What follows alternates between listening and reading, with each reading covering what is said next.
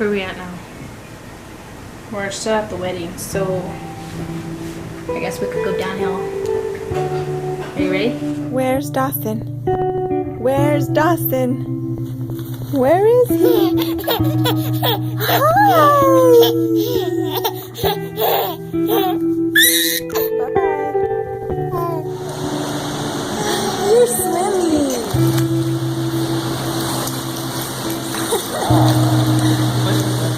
Come on, here.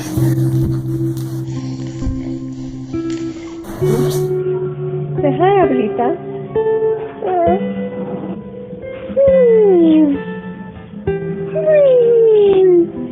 Say, Abuelita, I'm giving you a kiss.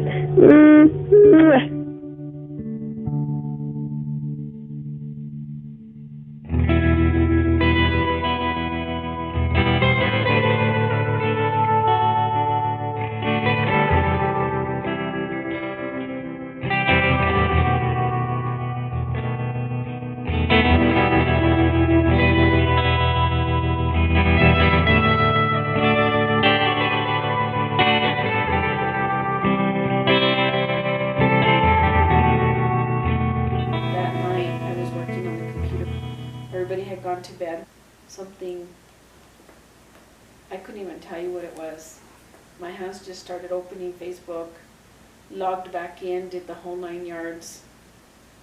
And all of a sudden this messenger, I guess, popped out that said, I think it said, I'm Vanessa's friend, please call me. And I was trying to poke on the picture to see who it was, and I made it bigger, and I said, wait a minute, this is the girl that lives in Seattle that helped us pack. Why is she getting a hold of me? So I messaged her back and I said, is this an old message or a new message? Because I just opened my Facebook again. And quickly right away came the message. It said, no, this is new, please call me at her phone number. So I looked for the house phone and I dialed it and I called her. I think she said, I don't even know that I should be calling you, but I don't know what else to do. And I can't help myself because I can't believe this is true. But I'm going to tell you anyways. Vanessa and Brandon were in an accident. So I remember Dad was walking back and forth and he like turned on all the lights in the house. Oh, I was sleeping in my room and Dad came in. And right away I could tell because it was early in the morning. He could tell in his voice and her mom was up and everybody was up in the living room. And I was just freaked out, like half asleep. And He couldn't tell me, so he's like, go ask your mom. I seen her on the phone, you know, Vanessa just got in a car accident. I get a call from my mom and I'm like, my first thought was, what is my mom doing up? And I answer and I've never heard my mom's voice like that before.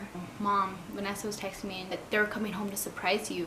They're not in North Carolina. Mom, pay attention, listen.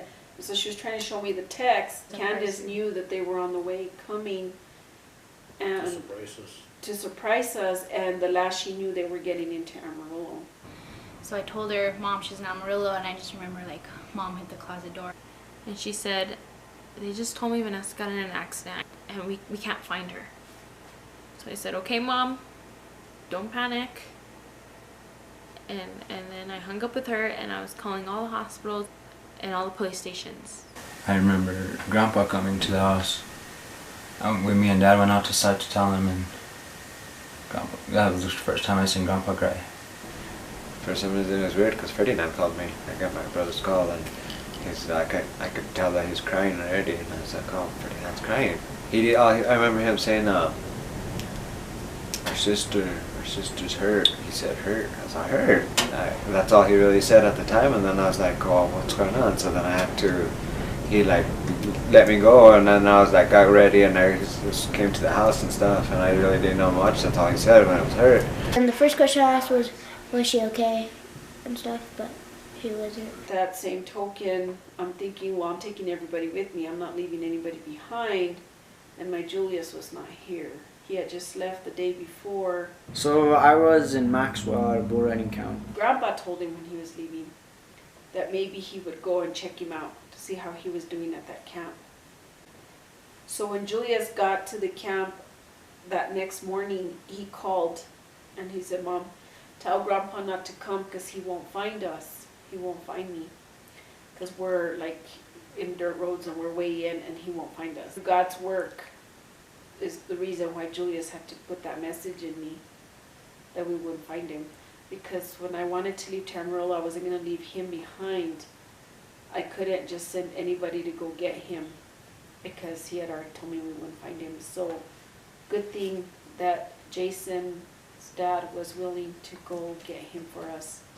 So then I ended up going to bed, and when I was sleeping, I seen just a light moving all over and a bunch of noise, and I heard voices outside, and then Jason walked in. I was like, what's going on? He's all, I guess your sister got in an accident.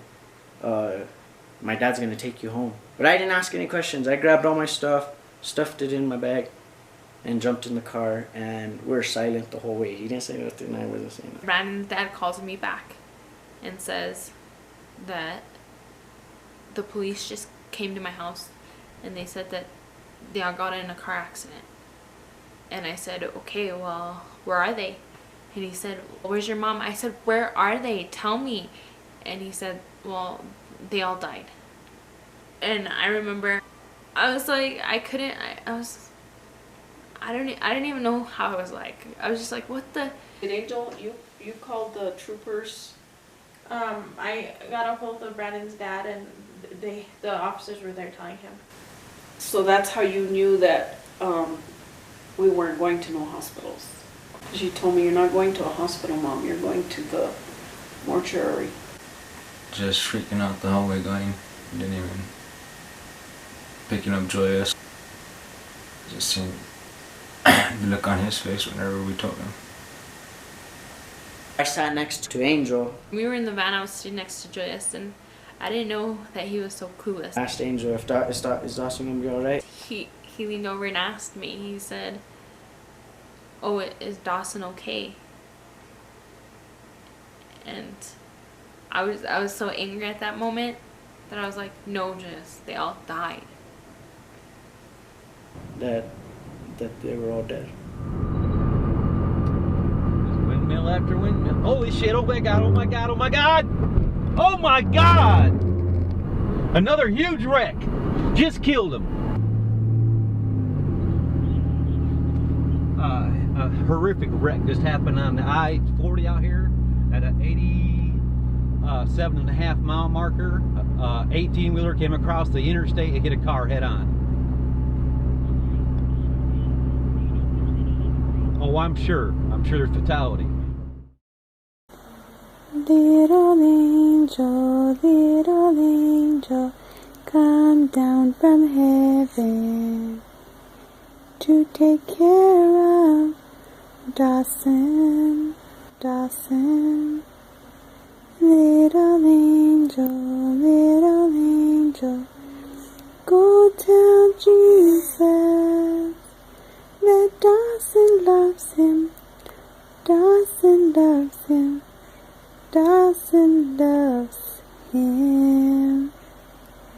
Yeah, you love Jesus, huh, baby? I feel like this happened to you, not nobody else. That bugged me the most, I think. Especially going back to school.